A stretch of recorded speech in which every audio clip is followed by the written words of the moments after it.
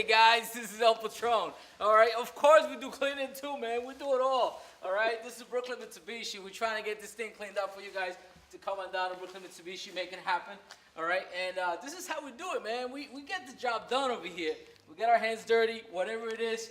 I don't know really what I'm doing, but you know what? You do a good job, actually. It's doing okay. So, all right, coming down, Brooklyn Mitsubishi. We're getting this thing cleaned up for you guys. All right, so El Patronn Cleaning Service? El Patronn Cleaning Service. Why not? Brooklyn Mitsubishi, where is that? So, all right, coming down over here and help me mop this thing so we can get going, all right? 2019 is here already, guys. We're going 10X, so there's no going back now, all right? So let's make it happen. Peace. You missed the spot.